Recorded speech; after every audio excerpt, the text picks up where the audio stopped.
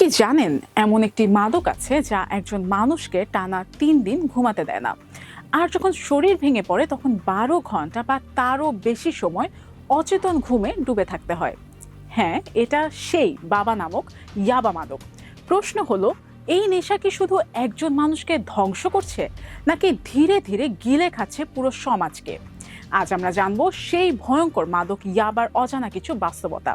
ভাবুন তো, একটি সুখী পরিবার, বাবা চাকরি করেন, সন্তান স্কুলে যায়, সংসারে কোনো বড় সমস্যা নেই, কিন্তু পরিবারের একজন সদস্য ইয়াবায় আসক্ত হওয়ার পর ধীরে ধীরে সবকিছু বদলে যেতে শুরু করলো। সম্পর্ক নষ্ট হলো, অর্থ শেষ হয়ে গেল, বিশ্বাস ভেঙে গেল, শেষ পর্যন্ত সেই পরিবারটি পরিণত হলো একটি দুঃখের গল্পে। বাংলাদেশের অসংখ্য পরিবারের বাস্তব চিত্র এখন এমনই। ইয়াবাকে অনেকেই পাগলা করা ওষুধ বলেও চেনে। এটি মূলত একটি শক্তিশালী সিনথেটিক মাদক। এতে এমন উপাদান থাকে যা মস্তিষ্ককে অস্বাভাবিকভাবে উত্তেজিত করে। এর প্রভাবে একজন ব্যক্তি 4 থেকে 5 ঘন্টা পর্যন্ত অস্বাভাবিক চাঙ্গা অনুভব করতে পারেন। অনেক ক্ষেত্রে টানা 2 থেকে 3 দিন পর্যন্ত ঘুম আসে না, কিন্তু এরপর শরীর এতটাই ভেঙে পড়ে যে দীর্ঘ সময় গভীর ঘুমে ডুবে থাকতে হয়। সবচেয়ে ভয়ঙ্কর বিষয় হলো, প্রথম দিকে অনেকেই মনে করেন এতে শক্তি বাড়ছে বা ক্লান্তি কমছে, কিন্তু ধীরে ধীরে মস্তিষ্ক এই নেশার উপর নির্ভরশীল হয়ে পড়ে।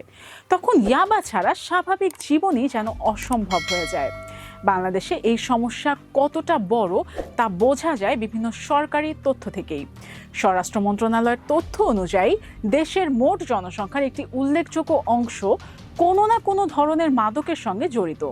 বিশেষজ্ঞরা বলছেন, ইয়াবার সহজলভ্যতা এই সংকটকে আরও জটিল করে তুলেছে। শুধু আইন করে কি এই সমস্যা থামানো সম্ভব? সংসদে মাদক সংশ্লিষ্ট কয়েকটি গুরুতর অপরাধে কঠোর শাস্তির বিধান আনা হয়েছে, কিন্তু বাস্তবতা বলছে শুধু শাস্তি নয়, প্রয়োজন সচেতনতা, চিকিৎসা এবং পুনর্বাসন। এই বিষয়টি আন্তর্জাতিক গণমাধ্যমেরও নজর কেড়েছে। বিভিন্ন বিদেশি প্রতিবেদনে বাংলাদেশে ইয়াবা সংকট নিয়ে বিশ্লেষণ প্রকাশিত হয়েছে। সেখানে বলা হয়েছে, এই মাদক শুধু আইন শৃঙ্খলার বিষয় নয়, এটি একটি বড় জনস্বাস্থ্য সংকটও। জাতীয় মানসিক স্বাস্থ্য ইনস্টিটিউটের চিকিৎসকরাও একটি গুরুত্বপূর্ণ বিষয় তুলে ধরেছেন।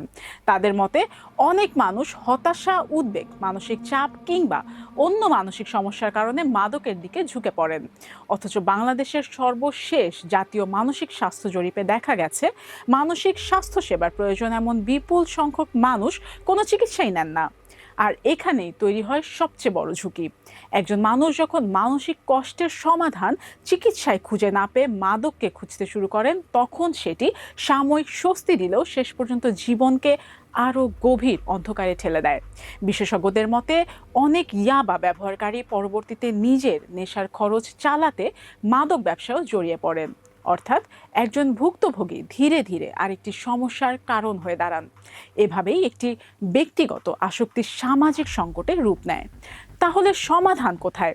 সমাধান শুধু পুলিশের অভিযানে নয়, পরিবারে খোলামেলা যোগাযোগ দরকার, স্কুল কলেজে নিয়মিত সচেতনতা দরকার, মানসিক স্বাস্থ্য সেবা সহজলভ্য করা দরকার, আর সবচেয়ে বেশি দরকার একজন আসক্ত মানুষকে অপরাধী হিসেবে নয়, বরং চিকিৎসার প্রয়োজন আছে এমন একজন মানুষ হিসেবে দেখা।